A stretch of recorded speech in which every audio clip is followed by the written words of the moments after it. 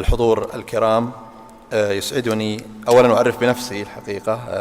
أنا عبد الله السلمان، أستاذ في الهندسة المدنية في جامعة الملك سعود، وحاليا وكيل جامعة الملك سعود بالرياض. يسعدني الترحيب بكم في هذه الجلسة من ضمن جلسات المؤتمر الدولي لتقويم التعليم، والذي يركز على مناقشة المستجدات الأخيرة في مجال مهارات المستقبل، تنميتها وتقويمها. الحضور الكرام، هذه الجلسة تحت عنوان التحديات التي تواجه تعليم المهارات وتقويمها، ويسعدني الترحيب بالمتحدثين في هذه الجلسة، وهم السيد مايكل دو والبروفيسور أونيسيس ساوسيس والسيدة بولين تانغ. You are welcome. Anyway, you have the translation Arabic, and I have been told that I have to speak in Arabic because most of the audience speaks Arabic language. في البداية أرحب بالمتحدثين في هذه الجلسة، ونبدأ بالمتحدث الأول، ولعلي يعطيكم نبذة سريعة. المتحدث الأول مايكل دو، لسيرته الذاتية، فهو خبير في مجال التعليم والتدريب، كما يتمتع بسجل حافل في بناء البنى التحتية المتعلقة بضمان الجودة، بالإضافة إلى شبكات التدريب والشركات القائمة على اعتماد المعايير الدولية. كما يتمتع السيد مايكل بدراية كبيرة في عدد من المجالات، منها التلمذة والاعتمادات المتناهية الصغر والمعايير الدولية ونماذج التحول من القطاع العام إلى القطاع الخاص. وقد بنى خبرته في المملكة المتحدة، وذلك من خلال إدارة شركات يفوق عدد مراكز تدريب فيها 2000 مركز. ويعد دوره في تعديل ومواءمة الأنظمة والإجراءات في 80 دولة من الدول المتقدمة والدول النامية من أبرز نجاحاته. ومن المناصب التي شغلها مؤخرا رئيس الفريق الاستشاري للمركز الوطني للتقويم والاعتماد التقني والمهني في المملكة العربية السعودية، وكبير مستشاري مشاريع تطوير المهارات في عدة جهات مثل UK والبنك الدولي، والمدير الإداري للمجموعة الدولية سيتي أند جيلز، ورئيس التقييم بواسطة الحاسوب في ذات المجموعة. Just in dividing the time, you will be having a maximum from 15 to 20 minutes each one. Then we will save the comments, questions, and discussions together when we finish the whole speakers. أدعو المتحدث الأول سيد مايك لإلقاء ما لديه، فليتفضل. Thank you.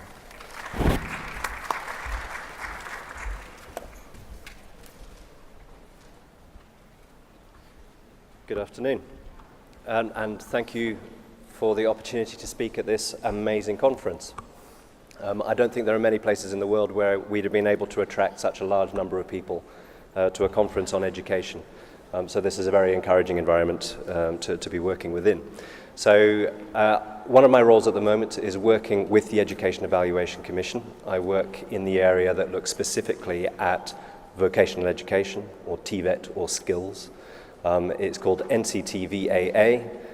It's the name on a hall 2 halls down the corridor, and is a sister agency to Qiyas, which is the name of this hall. We are working on various areas of improving standards in education. So the topic is challenges for education or teaching and assessment in skills. I've added to that the idea of improving standards in teaching and assessment in skills, because I think that's what we're all trying to achieve. And with the particular 15 minutes I've got, I'd like to take us through some of the features of training and assessment in the skills area which might be unique, the challenges which that presents, take a look at general ways in which teaching and assessment is improved across the piece, and then lastly to look at how those general principles can be applied to the specific challenges of skills training and assessment. So firstly, if you are presented with the title that we have here and you are a speaker, so rapid changes in technology, which we in education always have to deal with. So the first thing you do when you're preparing for a talk like this is to look at Google and see what it has to say about challenges in teaching and assessment in skills. And there is a particularly confusing array. If you do that search in Google, you are spoilt for choice in the challenges that you might choose to talk about. So the table to the left, I'm not putting there with any intention that you read it line by line. It's simply an indication of what is out there, how bemusing it is. It tends to go across things like technology, social and economic change, competition. But I think there is a particular area of challenges in assessment and training in skills which is unique. And that's around how close it is to the world of work. And if you look at a particular area of research which has been published recently, it has given rise to a different and unique pedagogy. There is a pedagogy for skills development, which in itself is an indicator of the uniqueness of the challenges.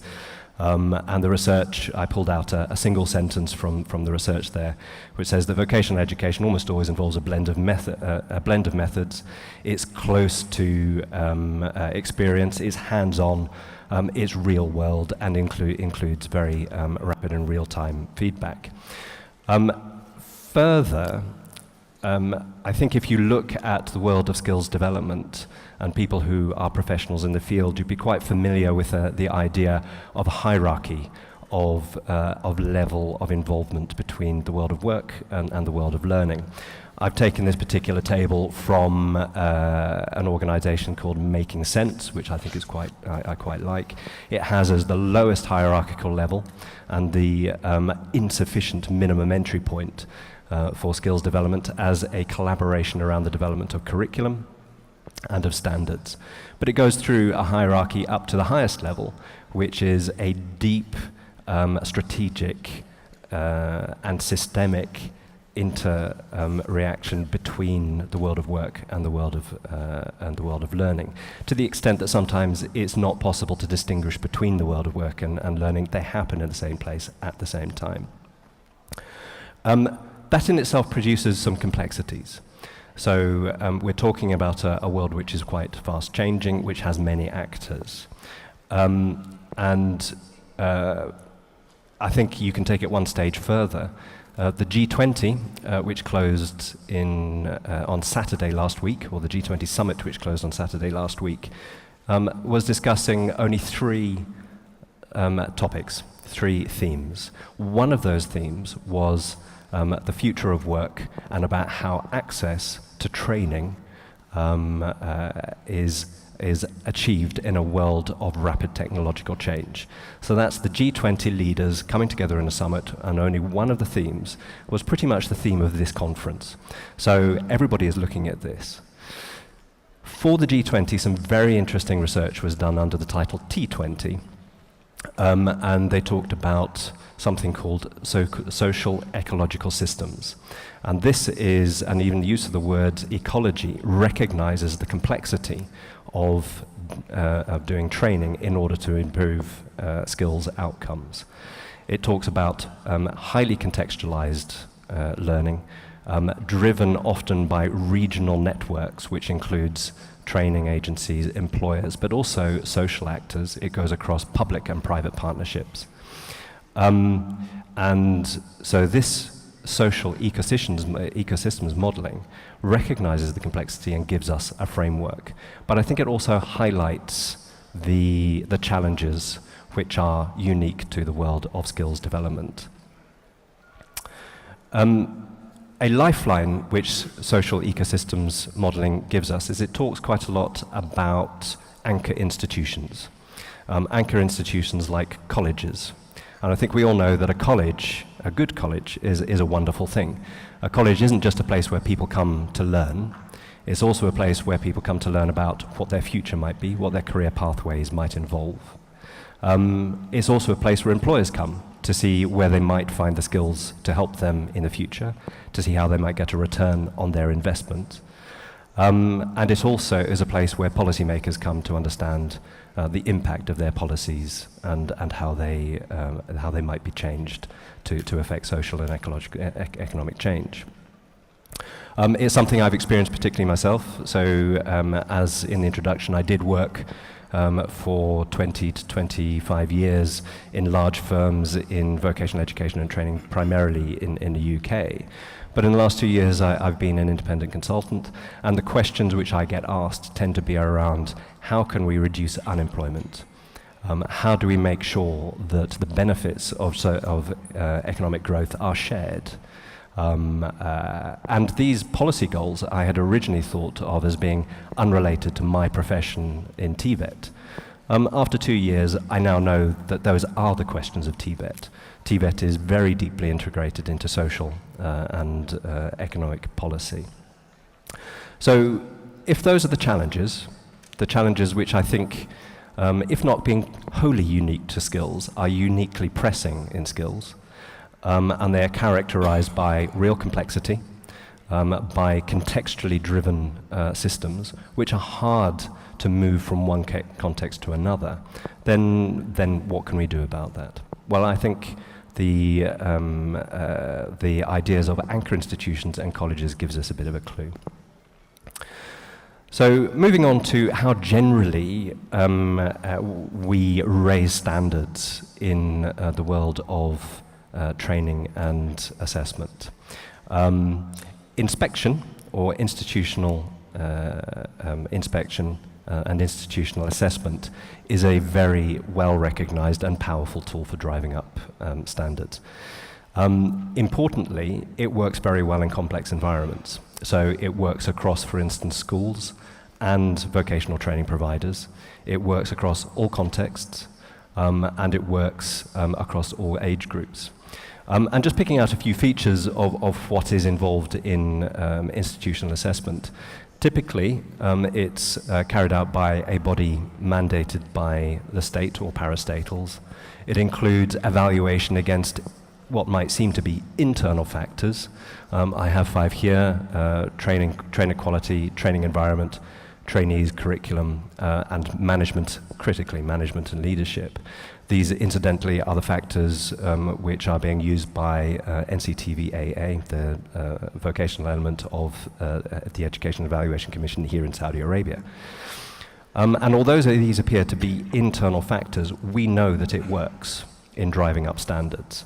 It works in driving up standards as measured by more substantial external factors, such as participation rates of students in training and education, their attainment, their ability to perform against externally set and standardized assessments, and also their progress, their destinations. Do they go on to higher education that they aspire to? Do they get the jobs that they want?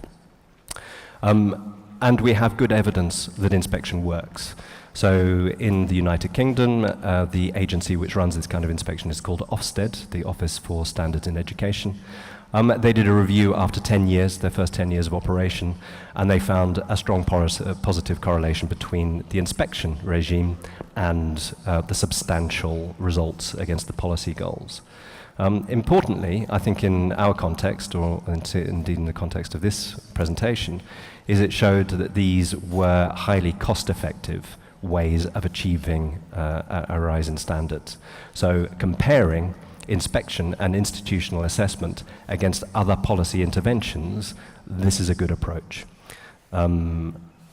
So I think, if you take inspection of this variety, it gives us also a clue about how we might drive up standards. Interestingly, when you look at the research, they are unable to explain why inspection works. So there is no correlation between any one of these internal factors and the external performance of a college or school against the policy-driven goals. At least none which a statistician would be satisfied by. However, the conversations with the stakeholders around the inspection regimes gives a pretty strong message.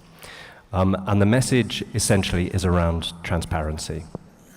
It works in an environment where everybody knows what they're trying to achieve, where everybody is trying to achieve the same goal, and where there are meaningful metrics against those goals which are published and visible to everybody. So again, if you take Ofsted as an example, you can go to the UK Ofsted site, you can look at any school or training provider or college, and you can see what their performance is against metrics around attainment and destinations.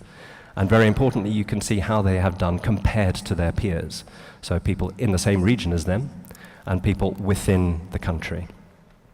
And so the message which comes from stakeholders as a result of that and this research is really quite simple. Transparency and these metrics allow the governance systems to work, and they allow the management and leadership teams to do what they need to do. And if you think about it, even an apparently internal measure like curriculum, when it is seen in the right context, that is, trying to get people into work, suddenly the curriculum is assessed within a context, and you can tell whether or not it is meeting the standard or not. For instance, 21st century skills has been a subject of many of the presentations over the last couple of days. A curriculum must include 21st century skills, or it could not possibly be assessed to be relevant for people who are trying to get into the world of work. So, in short, it can be boiled down to a simple point, which is that transparency allows the governance and management systems to work. Now, interestingly, here in Saudi Arabia, we've got a real head start. So Vision 2030, particularly if you look at the rewarding opportunities element of the Vision 2030, gives us the policy areas that we should be hitting. Not only that, it gives us some clear numbers. It tells us, for instance, that we are trying to increase or lower employment from 11.6% to 7%. These then need to be converted into the kind of meaningful metrics which you would see that allow a social ecosystem to be able to operate correctly. And I think legitimate measures are progression onto higher education. Even in the world of TVET, I would even say, especially in the world of TVET, progression onto higher education is an important factor. Progression onto employment, of course. But in the world of work today, people aren't just getting jobs in firms. We need to be looking at self-employment, business startups.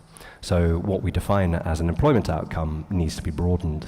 And in order to be true to the Vision 2030 goals, we need to be measuring women's participation. And there is also an element of one part of the Vision 2030, which is around a vibrant society with fulfilling lives, which has implications for wage and livelihoods.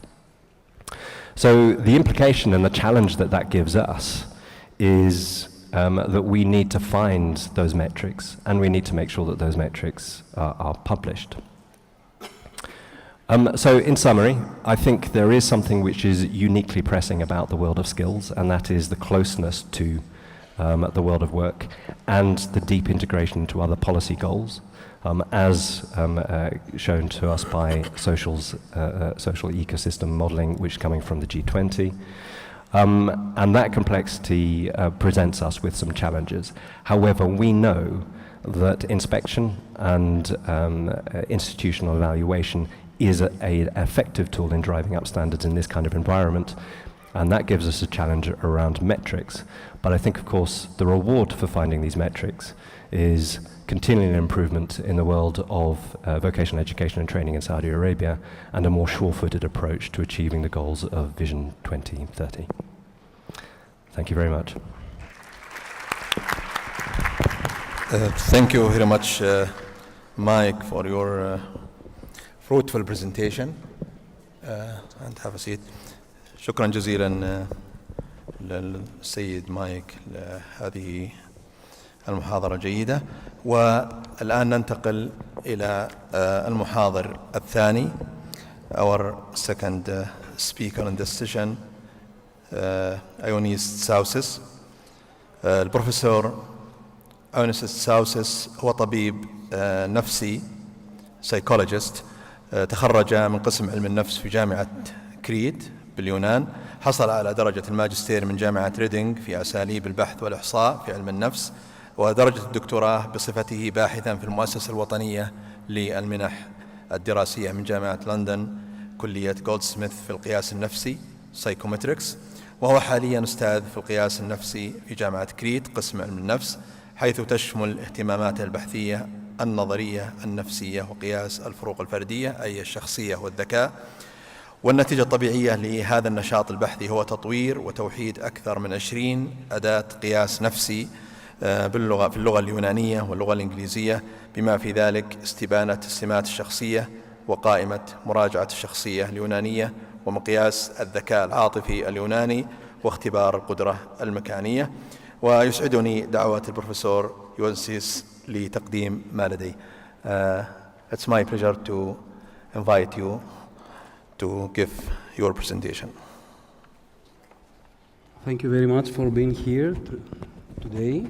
And I would like also to thank the organizers of this conference that gave me the opportunity to be with you. It's a great honor for me. And I would like also to congratulate them for this excellent conference. Sorry about that. Okay. Yesterday, I was attending a session on skills assessment in one of the halls next to this one. And somebody from the audience asked one of the speakers on the panel whether it is possible to develop a standardized test to measure new skills as the ones that we are dealing with during these days. The speaker said that it's extremely difficult to have a standardized test to measure these skills, and he also said that it's almost impossible to have them. And well, I could say that I partly agree with this response. Yes, it's very difficult, it's extremely difficult to try to develop standardized tests to measure skills like the one that I'm going to present you today. But I disagree with the speaker that it's not possible. It is possible, but we have to change the way that we are dealing with the psychometric methods, the statistical methods that we use when we try to develop a standardized test as we know them today. So this is my topic, and I'm going to show you in a minute how new methods, new techniques could be used to develop good quality psychometric instruments to measure these complex and non-routine skills.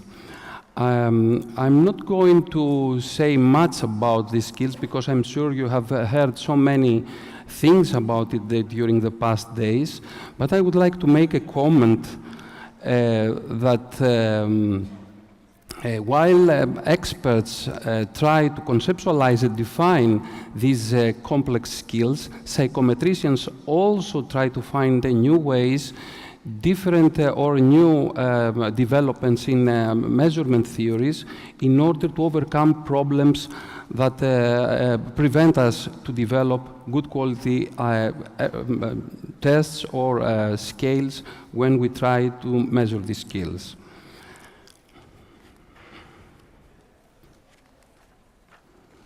Just to remind you some of these skills that we are talking about.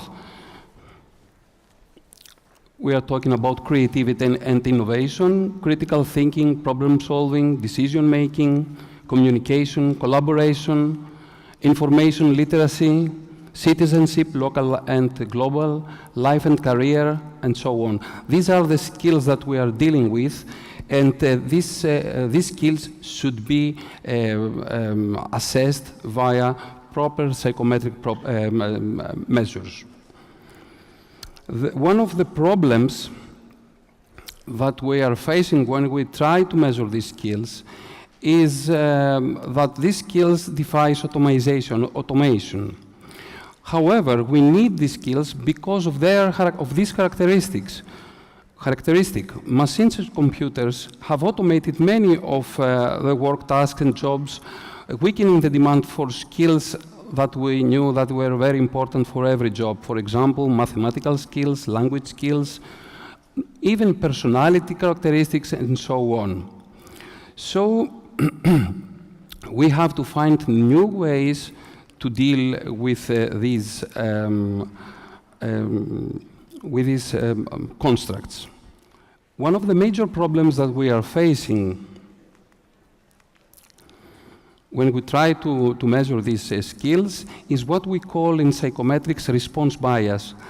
This is a situation where there are some conditions or factors that are intervene with the assessment process and prevents individuals to give their correct response, their response that they think or they feel that suits their needs or their behavior. This could be done intentionally when they want to give a better impression, or it could be done unintentionally. So this is a very, very big issue that we have to take care in when we develop a psychometric instrument, to find a way to overcome this intentional or unintentional strategy by the respondents. You can see here some of the most popular, most famous response styles. I'm just mentioning the faking responding, the acquiescence bias, the social desirability bias, the indecisive or central tendency response, extremity bias, and so on. I will concentrate only on two of the most important of them, faking and social desirability, just to remind you what we are talking about. Now, when individuals are called to answer items related to their emotional state, to their responsibility, to their interpersonal relationships, sometimes they can give answers that may not be representative to their behavior. They actually try to be more favorable to the people they are going to assess their behavior. We call this fake good. As I said before, this cannot be, this can be intentional or unintentional. People usually have this trend to try to be nice to other people, especially when they know that they can get something from that. Social desirability is something similar. It's the tendency of the individual to respond with a socially acceptable manner, especially in situations where the responses of this individual are judged by some people, and according to these judgments, these people could get something, let's say, entrance at the university or getting a good job and things like that. The problem is that social desirability and faking are very, very important issues that are coming along with any attempt to assess personal characteristics in many, many cases. As I said earlier, for example, when you apply for a job or for a place at the university. So why these response styles are important, why we care about them? Because from a psychometric perspective, these response sets, these tendencies could elicit systematic error during the measurement, which is a major threat for both qualities of psychometric test, reliability and validity. So if this situation is apparent during an assessment process, then every outcome that we get from this assessment process is useless just because it is inaccurate. The solution to that is not something new, it's something that we know from the past decades. It's called four-choice item format.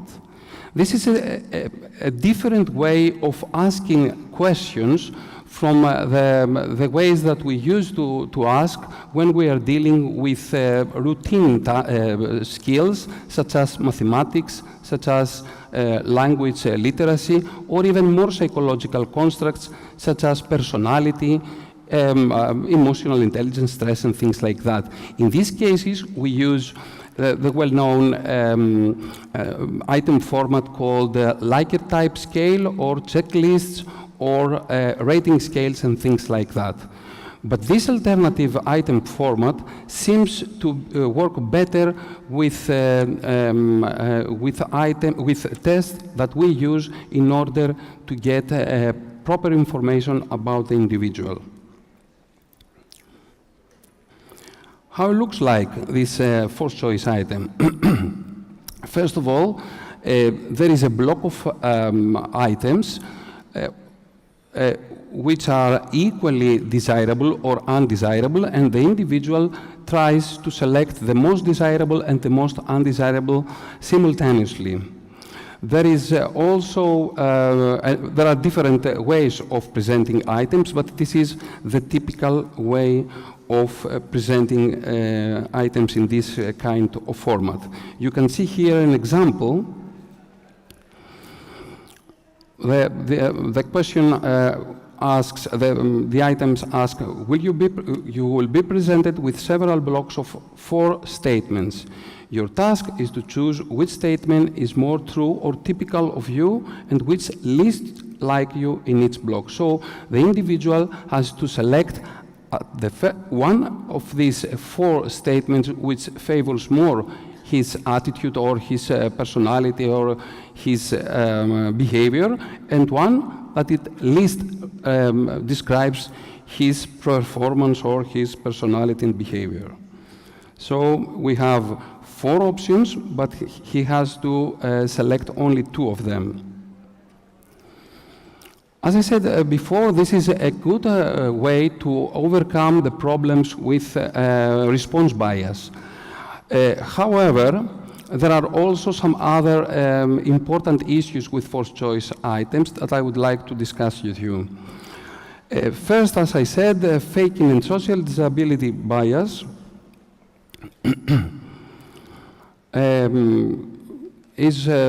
can be controlled more effectively with this type of items, since all statements in the block are equally desirable. So the individual has to select one that is equally desirable, so it doesn't matter if it's, he or she selects the third or the fourth or the first or the second.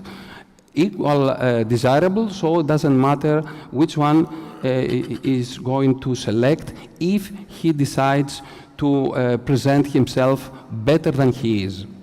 Second, it has been shown from the previous research that when respondents are forced to choose between different statements, all other kind of response bias that I mentioned earlier on, such as central tendency responding, acquiescence bias, and so on, are removed because it is not possible to select all the items within a block. You have to select only one, or you have to select the most favorable to you.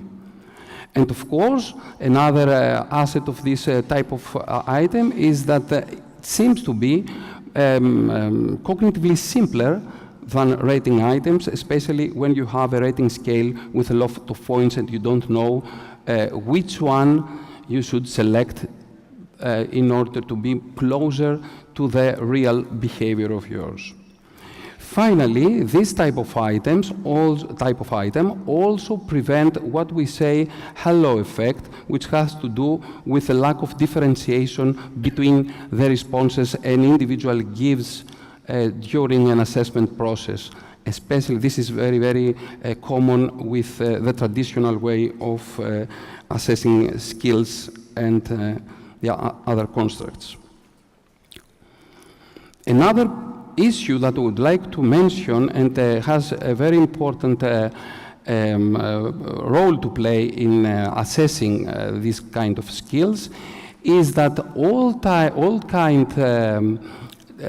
of items, let's say rating scales, are normative in nature, which means that they produce mathematically independent scales. In simple words, A score on a scale has no effect on the scores of another scale. This is a nice quality of this type of items, and we look forward to use this kind of items because of this quality. On the other hand, forced choice items have ipsatized properties, which these type of items scale mathematically dependent scales, which means that the score of one scale leads to specific scores on the other scale. So both scales are interchangeable to each other. Unfortunately, this is the major difficulty that we have with forced choice items, because, as I said earlier, we need independent scores between the different constructs that we measure. And another issue is that because of these qualities, when we have ipsatized scores, we cannot compare people to each other, which is something that we do. Usually that's why that we apply psychometric tests. Here is an example of what does it mean, ipsatized score in nature, in real world? You can see here, for example, that there is person A and person B. It doesn't matter which option is going to select in any case. In all of the cases, the total score of each item is the same, 6, even if he selects A as most like, I like doing things on my own way, and C, I take care to follow procedures as least like, he gets 6. It's also the same score, the total score 6, even if he selects option B, I recognize weak arguments as most like, and D, I like to spend time with others as least like. So you can see why we cannot compare people between each other, because they have the same score in any item at this format. So this is not only the only problem, however. There are other more technical. I will go quickly to them. For example, ipsatized scores always correlate negative on average. This is very important, although the correlation between the constructs that are assessed are positively correlated to each other. This is very serious from a statistical point of view. And as I said earlier, in regular statistical techniques that we use in order to develop a psychometric test, we need independent constructs to each other. With ipsatized scores, we don't have this independency. In our language, we call it local dependency, which is a very bad thing if happens. 1 minute more, please. Yes, okay, I'm just trying to be a little bit. Now, what is the solution to all this? The solution came from 2 people in around 2011 who developed a new methodology. It is called Thurstonian item response theory methodology, which tried to eliminate all the problems that we are facing with the forced choice items, and especially the issue of local dependency. These people tried to decompose the way that these blocks of statements is scored into a more familiar and more handleable way of analyzing data. And this is structural equation modeling. Factor analysis, confirmatory factor analysis, exploratory factor analysis. If these terms say something to you. The way that this transformation takes place is not very difficult, but I don't have time to go on. But it is based on a very old idea derived by Thurstone, 1927, and it is called situational judgmental process.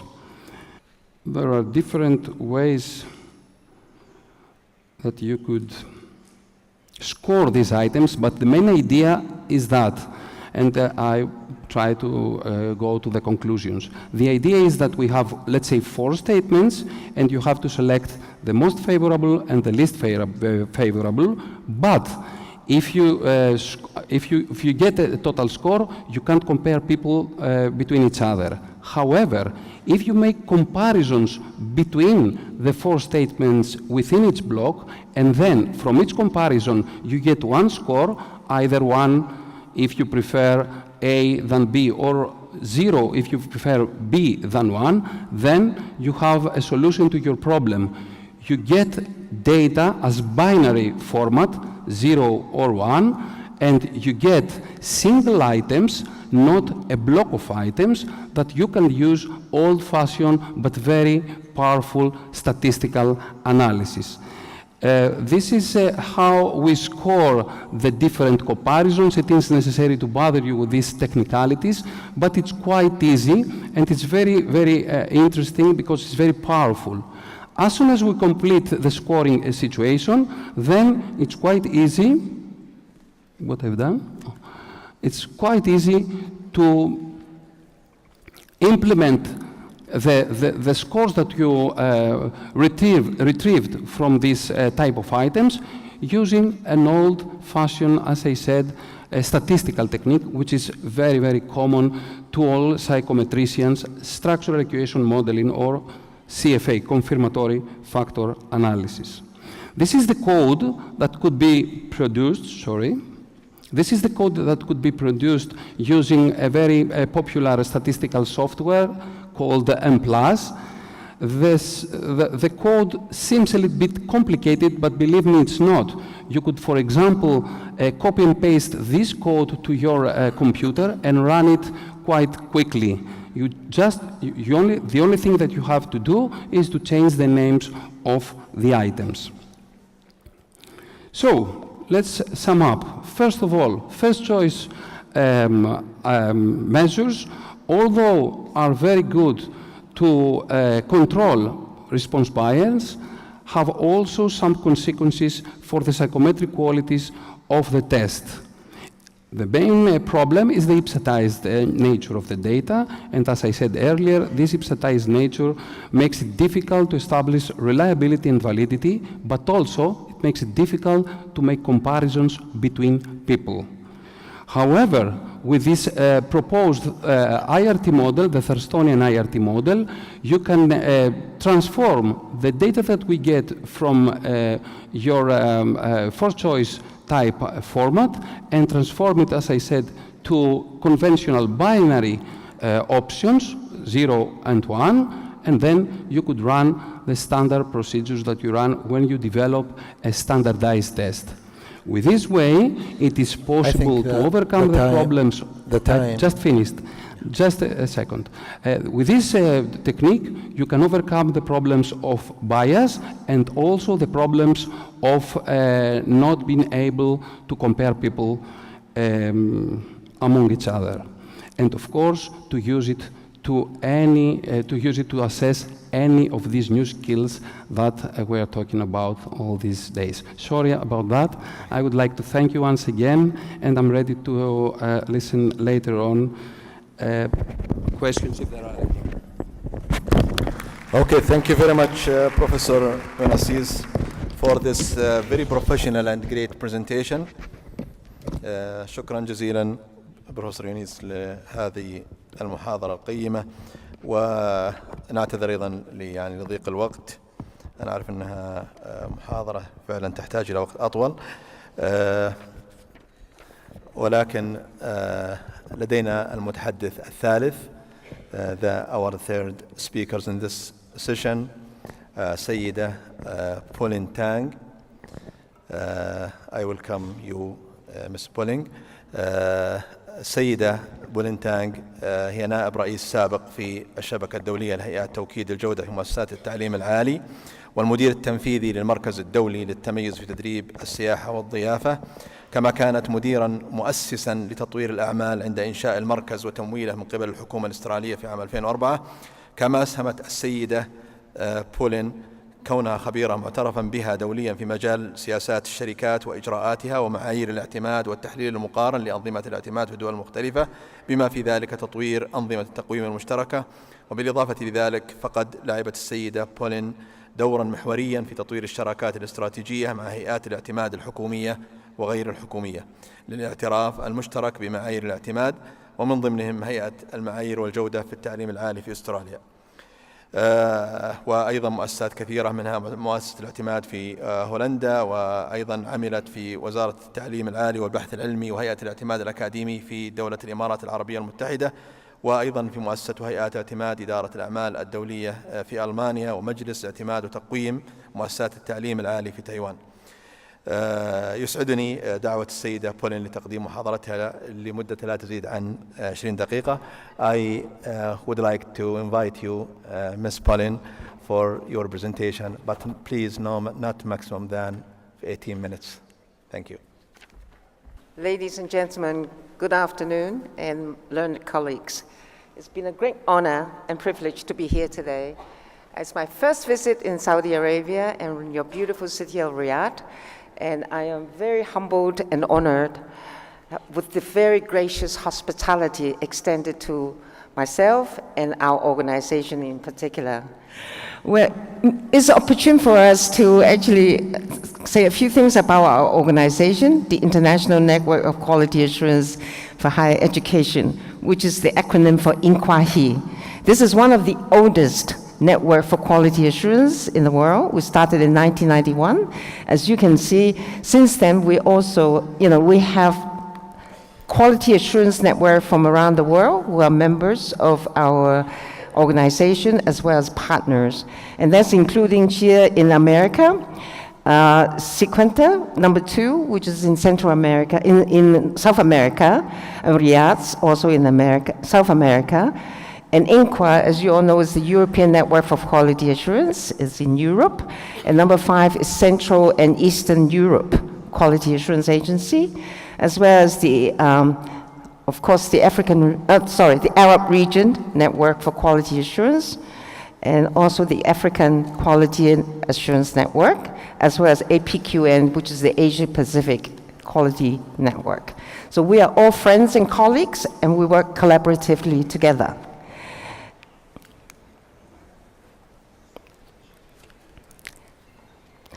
So also, with your indulgence, I'll give a brief overview of what INQAHI does.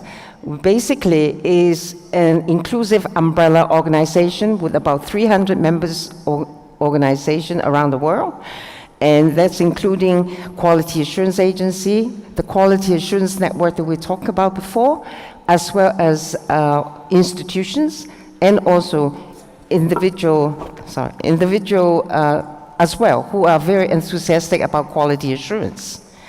And our mission is to promote and advance excellence in higher education through the support of an active international community of quality assurance agency. We focus on development of theory and practice of quality assurance, the exchange and understanding of policies and action to its members, also the promotion of quality assurance for the benefits of higher education institutions, network like yourself, as well as students and the society at large. So since 1991, we already have started organizing conferences like the one here you have. And in 1998, we decided in addition to conference, we take alternate year to host a forum, which is basically exclusively available for member of INQAHI to participate. But interestingly enough, we decided we're supposed to be an inclusive organization. So since 2018, we decided to open our doors. So even for our forum, we welcome non-member organization to participate. And I think we have developed over the years a very trusted platform for exchange of ideas and good practice.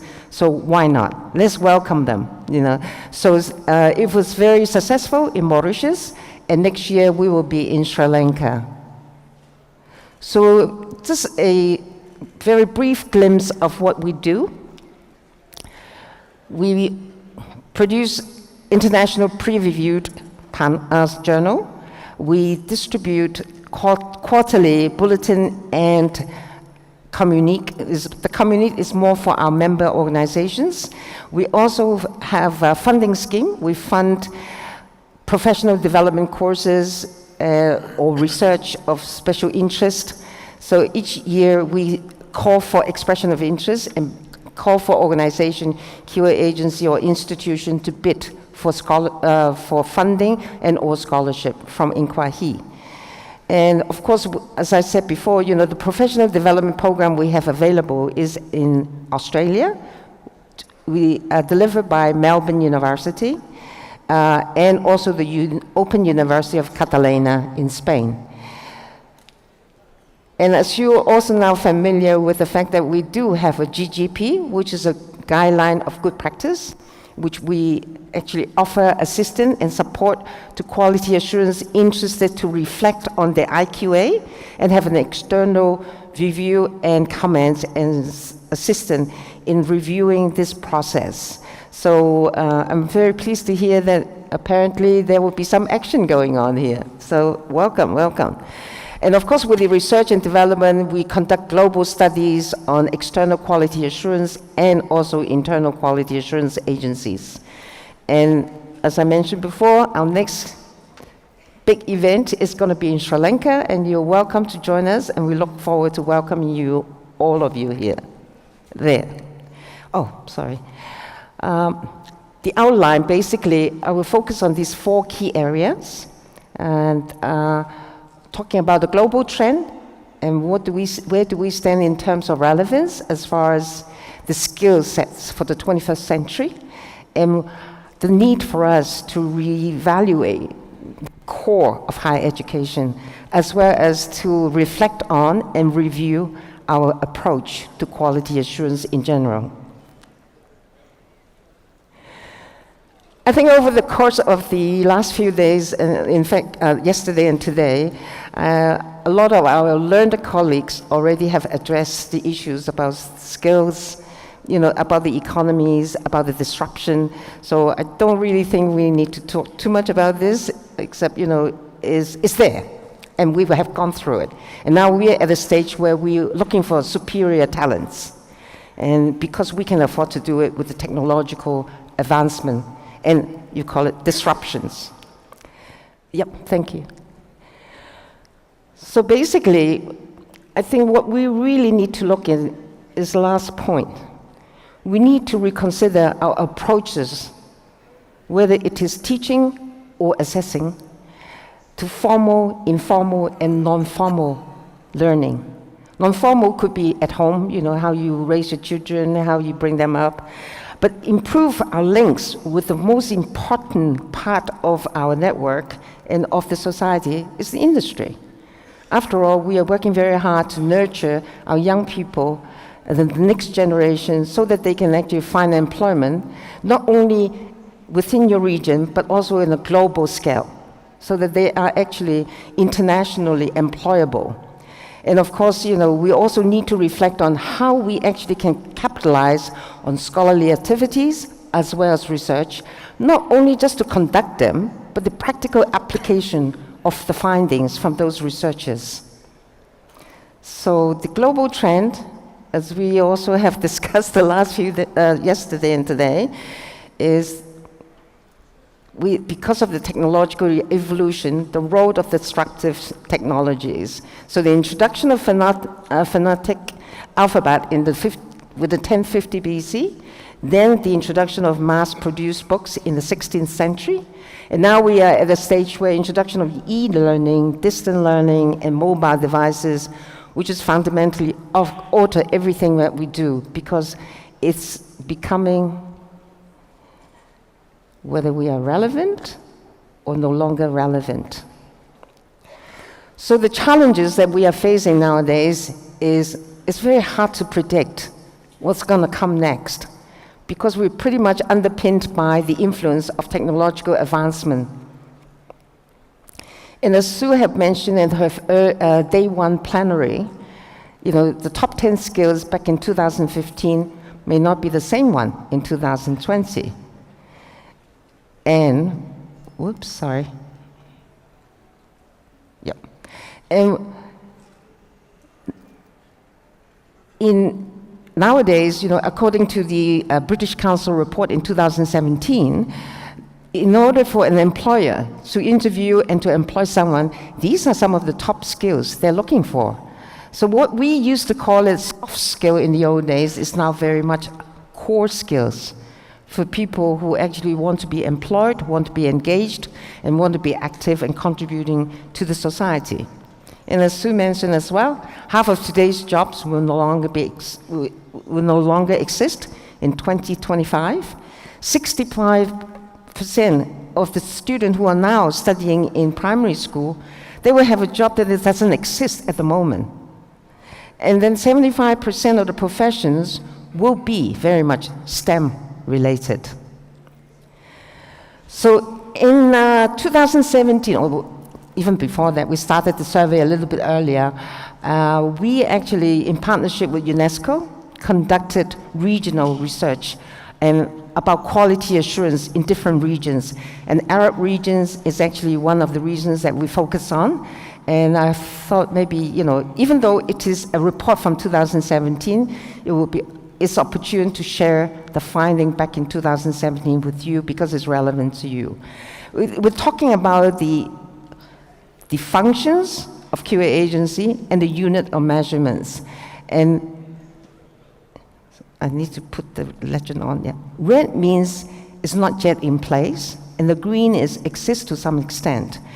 I know that it is a 2017 report, and please do not be offended if it is no longer reflecting what you're doing, because by virtue of being invited here for your second annual conference, it means that you are definitely moving towards a very fast-paced improvement and enhancement, and your commitment in quality assurance is beyond reproach.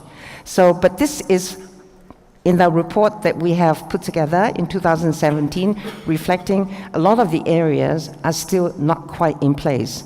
And if it is in progress, congratulations, you're definitely heading for the right direction. And if not, Inkwahi will be delighted to be of assistance and support to further enhance and expedite. Because most of the day and a half, there are areas that have been discussed about skill teaching and skill assessment. So we thought we'd bring something new to the table and talking about the value-added score. I presume some of you have heard about this. This is a project that launched in the UK in 2017. There are about 70 institutions participate in that, and there are 13 concurrent projects happening. What they're trying to do is to actually to assess value added, to develop a new measurement of student performance called the value added score. They provide, with the findings, they try to provide consumers and policymakers with accessible and understandable, you know very well, Michael, yeah, way to measure the relative effectiveness of different institutions, to support accountability, to serve for enhancement purposes by providing policy maker and educationalists with some understandable, usable data from students' feedback on and to help students to learn better, and to promote transparency and in turn trust. And what is value? What is value added? It's a measurement of quality and impact of higher education provision.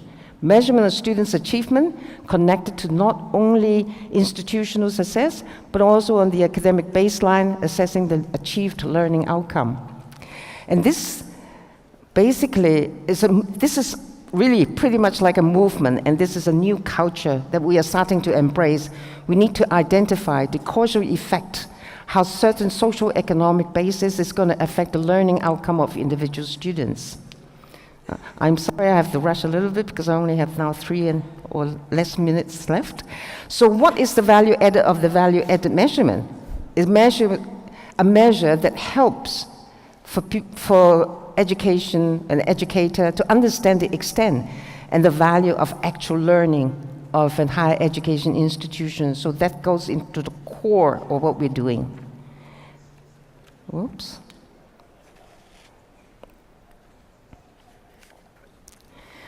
So in addition to assessing the skills that the student learn, but also this program-specific knowledge that they gain through that, this actually we also measure the student's background and how that impact their learning ability and the learning outcome and how they actually can gain from that. The student learning outcome measure methods is called comparative depiction. So here is constant, the normal test scores, like the projects work or the multiple choice or a test, final exam. They basically concentrate only on output, which is the student performance at point 8.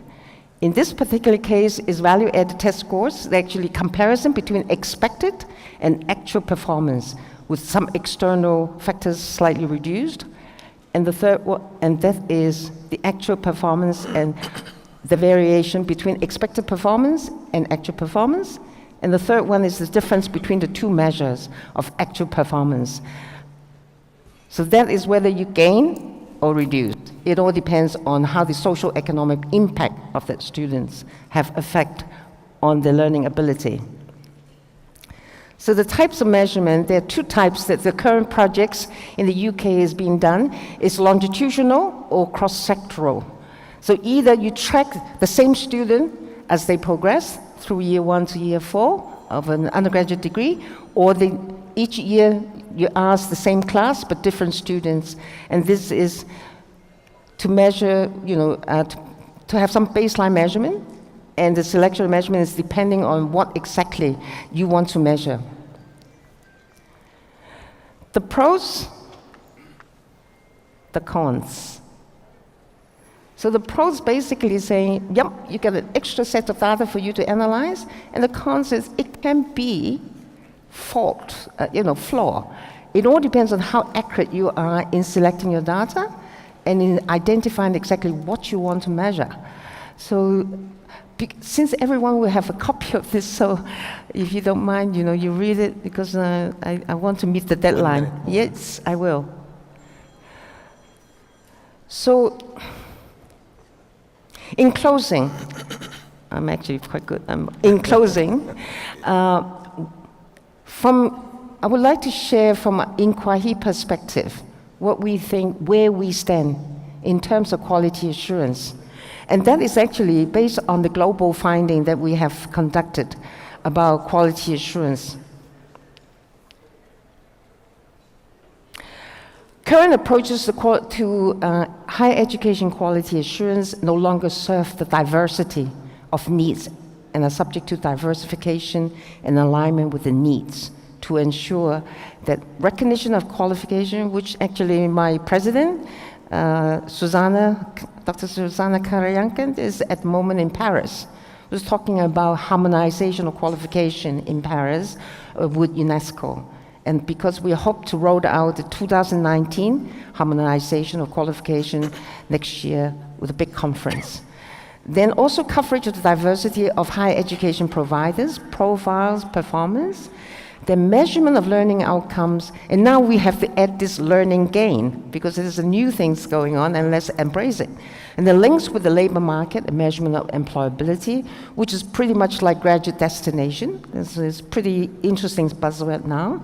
And relevance of qualifications, knowledge of development and transfer, inclusive education, and lifelong learning. The triple L is lifelong learning.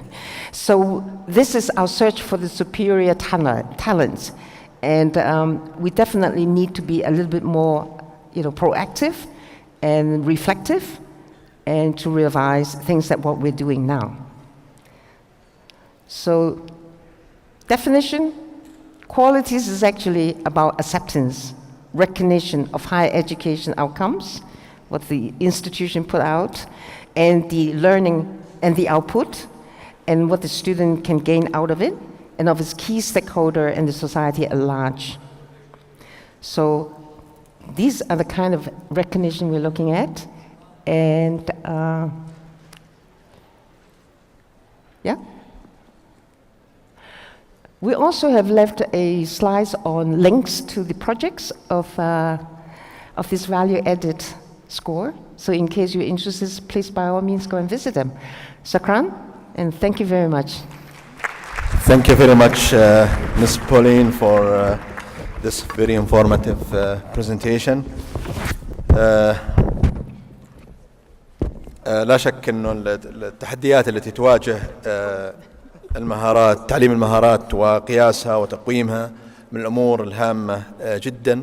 تعليم المهارات بحد ذاته يوجد فيه تحدي، وقياسه وتقويمه أيضا يوجد فيه تحدي أكبر، ولعل المتحدثين سلطوا بعض الضوء على ذلك من خلال تجاربهم ودراساتهم الموجودة.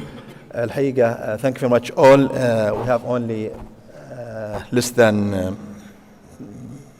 than 10 minutes.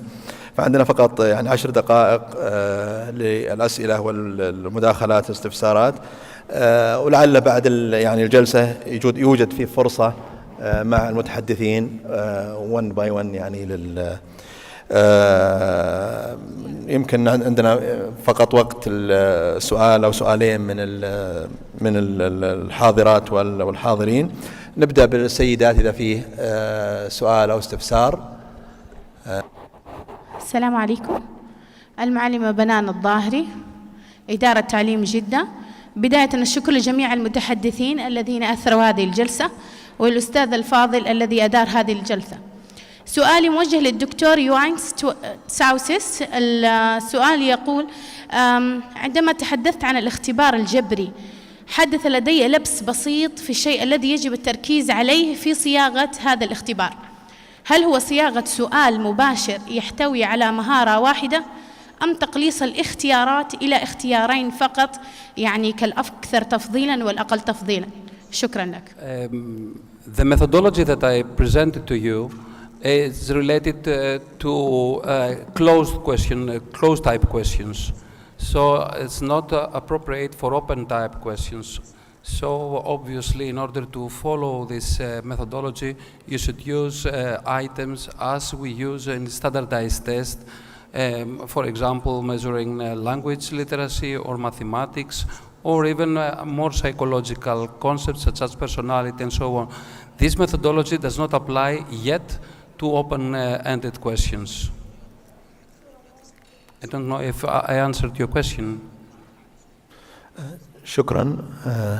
أعتقد يعني I think you answer. أجبت على السؤال بشكل. لضيق الوقت أيضا ننتقل للزملاء الحاضرين إذا في أي استفسار أو سؤال. تفضل. في التحول من المدرسة السلوكية إلى المدرسة البنائية في التدريس للطلاب، الآن في طبعا مهارات معرفية ومهارات وجدانية ومهارات حركية أو سلوكية. ففي المدرسة البنائية الأمور مختلفة. هل الأهداف الوجدانية التي نضعها في دروسنا قابلة للقياس، وهل من المفترض أنها تقيم أم لا؟ As a matter of fact, I'm not an expert in curriculum-based tests. I'm an expert in developing tests, so I'm not sure whether I am the appropriate person to answer this question. But the main idea, at least based on my presentation, is that if we want to measure these complex and non-routine skills as the ones that we talk about all these days, it's better to go on and follow a different methodology than the one that we use in order to develop standardized tests. And this, in order to achieve this, to accomplish this scope, this aim, we should go to a more advanced statistical and psychometric methodologies. So it doesn't matter if the skill comes from a curriculum-based framework or a psychological theory. The most interesting thing is how to implement these statistical approaches in order to have effective measures, based, of course, on the theory of measurement. تحية ملؤها سماء وطن تباهى بالإنجاز وحقق القمم في معايير أقل ما يقال عليها نقلة نحو جودة وتميز، وأهل بكم هنا. تحدثت الأخت عن الأتمتة بشكل عام، فما هو توجههم نحو تحقيق هذه الأتمتة، وعلى أي الأصعدة يتبنوه وينقلوه لنا كصورة وإنجاز؟ سواء كان في الهيئات التعليمية الإدارية أو الأعمال الإدارية، أو على مستوى المعلمات، أو على مستوى الإدارات ومكاتب التعليم. So if it is relating to internal quality assurance reflection, it is absolutely necessary for you to set up a team who are actually dealing with it in and day out. And the most important thing for any institutions to actually grow together is to have interdepartmental communication. You need to work as a cohesive team, even though they are external or you are internal, it doesn't matter. The left hand needs to know what the right hand is doing, and you need to synergize your effort, try to centralize the activities so there's to minimize duplications, and to also have a united front in whatever you're dealing with, internal or external matters. And always try to look at just because things are being done the way it has been done for the last 50 years does not mean that you cannot approach it with a new angle and get outside of the box and be innovative, be creative, and always, as an institution, you are not alone. You have the government to support you, you have your internal teams, and you have the industry that can synergize with you and collaborate with you. And of course, in a global scales, you have organizations like Inquahi or any of those Arab region network and all these other network who will be there for you. Okay, thank you very much. شكرا جزيلا. الحقيقة الوقت المخصص لهذه الجلسة انتهى. نشكر المتحدثين الحاضرين السيد مايكل دو والبروفيسور يوانسيس ساوسس والسيدة بولين تانغ، ونشكركم أيضا الزملاء والزميلات الحاضرين على حسن استماعكم وأيضا على أسئلتكم ومداخلاتكم. وبالتأكيد الفرصة ستكون متاحة, the chance for you to ask speakers عن محاضرته. وبهذه نختتم هذه الجلسة والتي تحت عنوان التحديات التي تواجه التعليم، المهارات وتقويمها. وشكرا جزيلا للجميع المتحدثين وللحضور الكرام وللمنظمين.